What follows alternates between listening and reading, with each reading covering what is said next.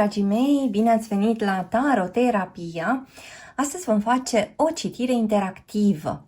Ce gândește, ce simte, ce intenționează cu tine persoana la care te gândești. Avem o citire generală, vă invit să luați de aici doar ce simțiți că se potrivește. Avem o citire fără timp, e relevant momentul în care ați găsit și ascultați această citire. Așadar, grupul numărul 1, grupul numărul 2, vă rog, alegeți cu ajutorul intuiției voastre, găsiți mai jos timpii de început pentru fiecare citire și începem cu cei dintre voi care au ales grupul numărul 1 și explorăm ce gândește, ce simte, ce intenționează această persoană la care te gândești vis-a-vis de tine.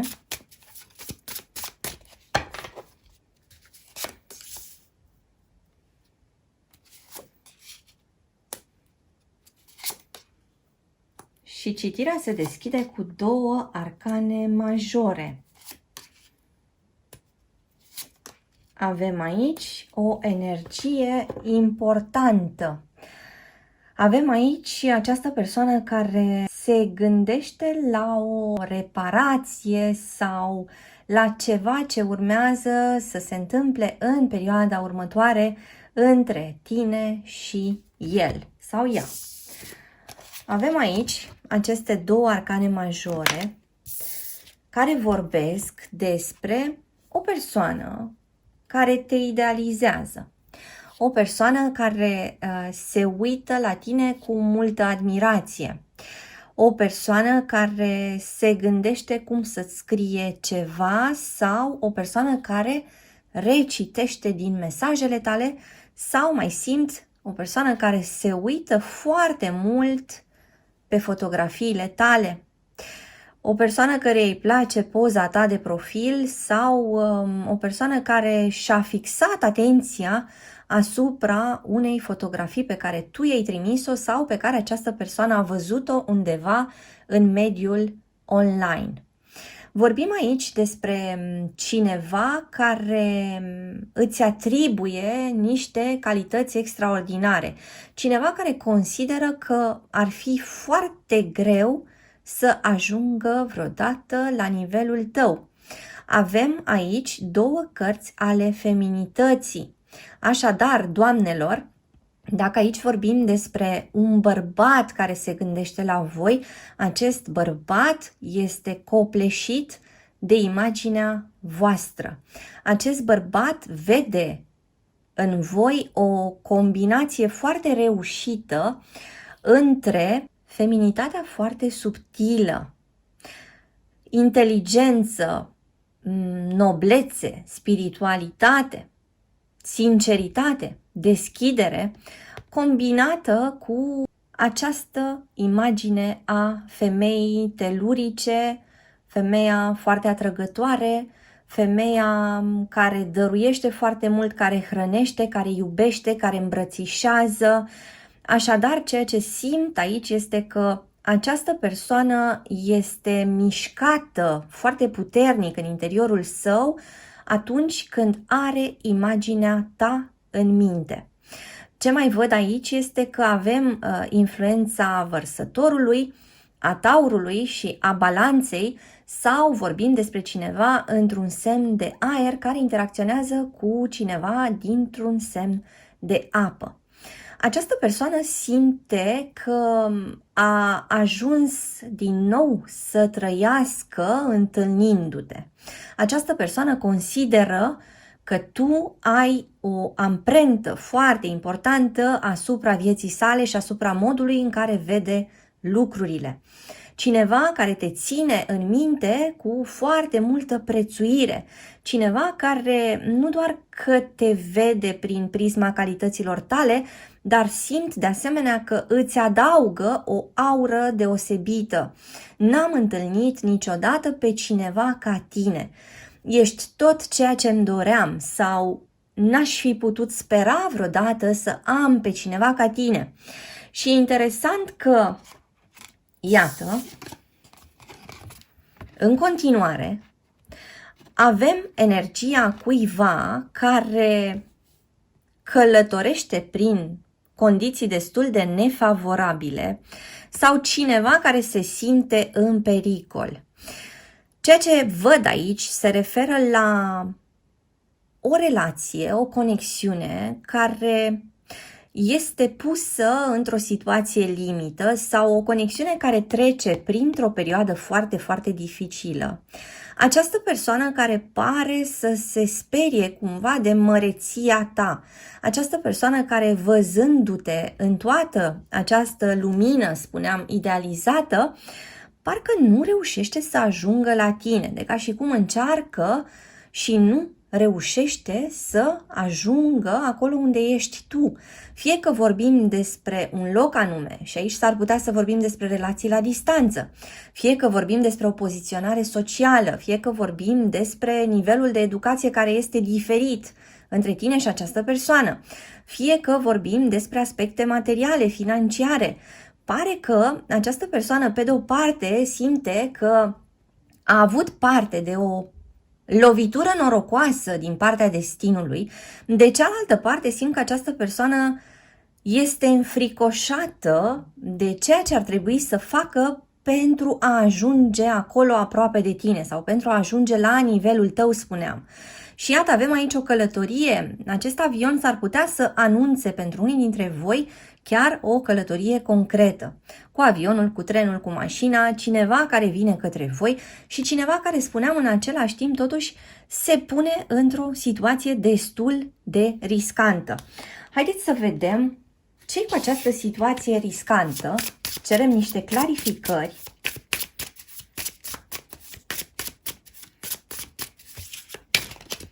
Mai avem aici energia cuiva din Pești sau cineva din Rac, cineva din Leu.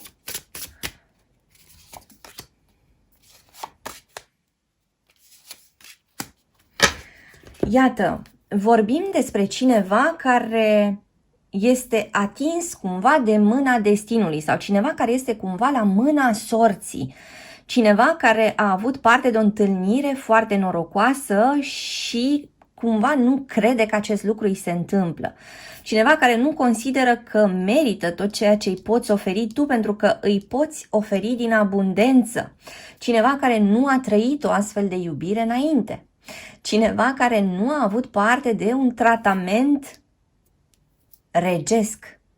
Cineva care a fost tratat probabil pe jumătate în relațiile sale anterioare sau nu a fost luat în serios. Aici vorbim despre această persoană care, văzându-te prin toată această lumină extraordinară, se împiedică, de fapt, și își urmărește cumva fiecare greșeală și maximizează fiecare greșeală.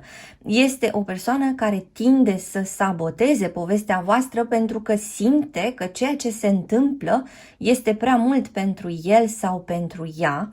Și din păcate aici vorbim despre nesiguranța acestei persoane despre care tu întrebi, despre frica de abandon a acestei persoane.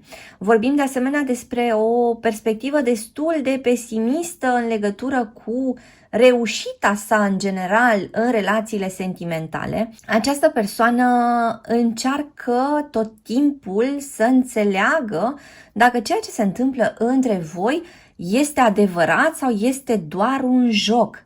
Și spuneam, e ca și cum această persoană se pune într-o situație riscantă sau pur și simplu aduce foarte multe teste și supune această relație a voastră la foarte multe examene.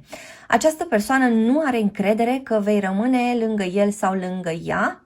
Această persoană își dorește să te aibă alături și în același timp vede ceea ce trăiți voi prin ochelarii pe care i-a purtat în trecut. Așadar, persoana asta aduce și actualizează experiențele sale trecute și făcând acest lucru simt că poate crea în tine tendința de a face pași înapoi, tendința de a te retrage. Această persoană tinde să își îndeplinească propriile profeții, iar aceste profeții par să fie de multe ori pesimiste. Persoana asta se așteaptă la greutăți, la dificultăți, se așteaptă să nu-i spui adevărul, se așteaptă să pleci oricând, se așteaptă să-l lași sau să o lași și se așteaptă să sufere. Parcă este teamă să se bucure de tot ceea ce îi oferi tu, pentru că, iată, zarurile pot fi aruncate și orice fel de combinație poate să iasă de aici. Așadar, persoana asta se simte nesigură. Persoana asta ar dori să aibă o bază de siguranță, însă ceea ce trăiește vine din propriile proiecții. Ceea ce trăiește vine foarte mult, spuneam, din trecutul acestei persoane și parcă nu reușește să se bucure de tot ceea ce vine de la tine. Este atât de minunat încât eu nu cred că poate fi adevărat. Și mă întreb cum rezonează cu voi. La nivelul intențiilor, foarte interesant, avem pe cineva care lucrează sau lucrează din greu și care își dorește ceva relaxare, care își dorește cumva să plece într-o vacanță, dar într-o vacanță în doi. Avem aici o persoană foarte anxioasă, avem o persoană care poate se afundă în muncă sau în tot felul de proiecte sau în tot felul de conexiuni, de interacțiuni, pentru a își potoli anxietatea, pentru a nu rămâne acolo pe tărâmul nesiguranței și pe tărâmul neîncrederii, o persoană care poate fi foarte jucăușă și care își dorește să se apropie de tine, spuneam, și în același timp care tot timpul trebuie să se convingă că tu vei fi acolo, că tu vei rămâne acolo, că tu nu vei abandona această barcă. Avem aici persoane născute în luna noiembrie, în luna aprilie sau în luna ianuarie. Mai văd aici de asemenea următoarele date de naștere: 3, 14, 5, 22, 29, 30, data de 19, de asemenea persoane care sunt născute pe timpul nopții. Haideți să vedem mai departe, apropo de această persoană.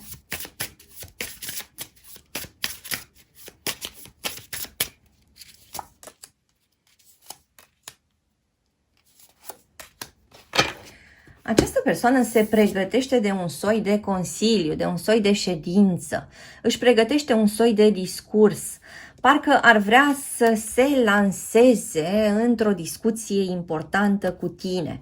Această persoană ar vrea să clarifice ceva și ar vrea să clarifice ceva într-un mod oficial sau ceea ce ar dori să discute cu tine s-ar putea să aibă un impact important pe relația voastră în următoarea perioadă. Îți mulțumesc că ai fost cu mine astăzi, te aștept și data viitoare pentru citiri personalizate, meditații audio, cărți audio, cursuri de tarot. Te aștept pe site-ul www.taroterapia.ro.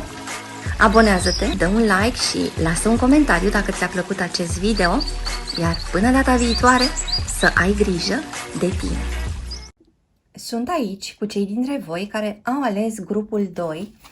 Explorăm împreună care sunt gândurile, sentimentele, intențiile acestei persoane vis-a-vis de tine.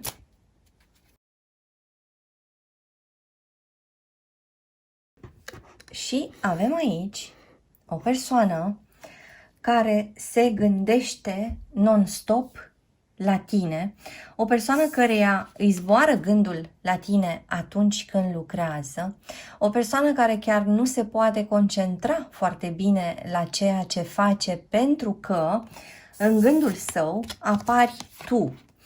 Apare de asemenea aici o ofertă la care această persoană se gândește. Această ofertă se poate manifesta sub forma unui mesaj, sub forma unei invitații, sub forma unei propuneri, sub forma unui cadou. o surpriză. Această persoană se gândește non-stop că ar trebui să facă ceva în privința ta, că ar trebui să-ți aducă ceva, că ar trebui să te includă în ceva. Această persoană, de asemenea, mai simt că încearcă să găsească tot felul de motive pentru a se apropia de tine sau pentru a vorbi cu tine sau pentru a afla tot felul de detalii despre tine. Avem aici o persoană căreia îi lipsești foarte mult. O persoană care are toată energia îndreptată către tine. O persoană care abia așteaptă să te vadă, o persoană care abia așteaptă să te revadă în alte cazuri. Vorbim despre cineva care se apropie și care nu mai are răbdare. O persoană care are tot focusul îndreptat către tine și ceea ce urmează în perioada următoare se referă la a găsi o modalitate de a înlătura tăcerea sau a găsi o modalitate de a vorbi din inimă, a-ți dezvălui un secret, a te aduce cumva la curent cu ceea ce se întâmplă în interiorul său și în viața sa.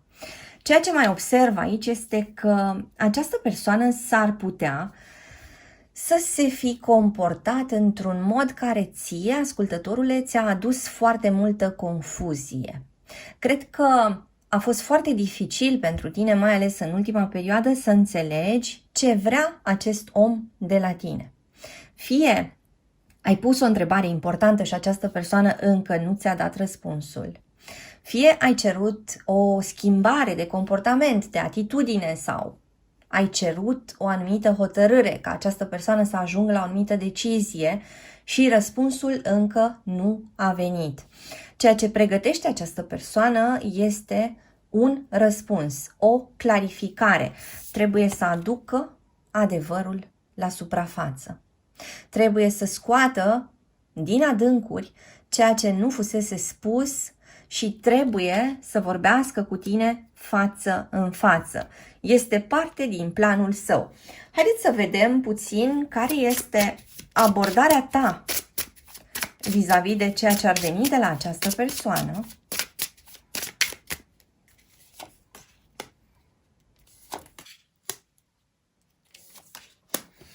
Tu aștepți un răspuns, iată. Tu aștepți un semn, tu aștepți acea decizie sau aștepți acea schimbare sau aștepți acea faptă concretă care să-ți demonstreze că lucrurile sunt ok între voi doi.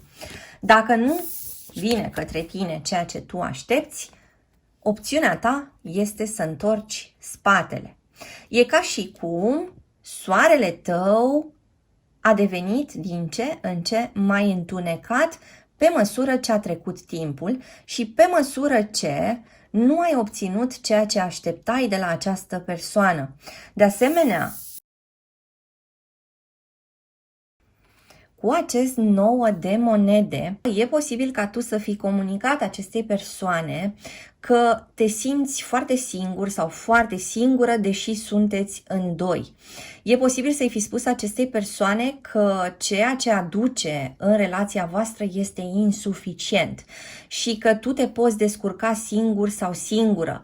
Vorbim aici despre tine, ascultătorule, care te poziționezi într-un fel care dă foarte multă bătaie de cap acestei persoane. Această persoană înțelege că tu nu mai accepti felul în care această persoană s-a comportat sau ceea ce această persoană a făcut, dar a făcut insuficient sau erorile acestei persoane.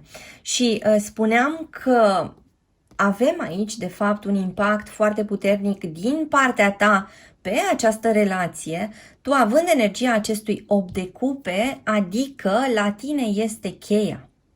Tu ești persoana care are puterea acum în această conexiune. Iar această persoană despre care tu întrebi, încearcă să-ți facă pe plac. Această persoană de care tu întrebi nu suportă ideea ca tu să pleci pur și simplu de unul singur sau de una singură pe drumul tău. Această persoană nu se poate confrunta cu pierderea ta. Această persoană este într-un moment foarte, foarte important în care trebuie să acționeze și trebuie să acționeze corect. Simt un soi de disperare din partea acestei persoane încercând să găsească acea cale justă către tine și către inima ta. Haideți să vedem mai departe alte detalii despre gândurile, sentimentele, intențiile acestei persoane vis-a-vis de tine. Au sărit aceste două cărți. Iată, energia săbilor, o persoană căreia îi funcționează mintea necontenit, o persoană care are o mare cantitate de gânduri repetitive, o persoană care nu-și găsește pacea, o persoană care se teme îngrozitor. Avem foarte multă angoasă în energia acestei persoane. E ca și cum dacă ai părăsi această persoană, el sau ea s-ar simți lovit sau lovită nu de o singură sabie, ci de 10. Avem aici o atitudine exagerată din partea acestei persoane care pare să aibă un soi de viziune catastrofală a ceea ce se poate întâmpla între voi. Așadar, haideți să vedem mai departe.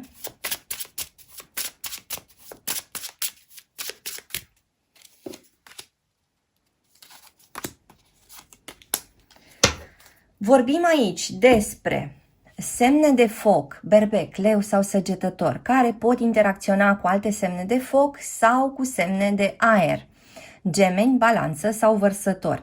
Mai vorbim aici de asemenea despre capricorn, despre gemeni, despre scorpion sau despre balanță.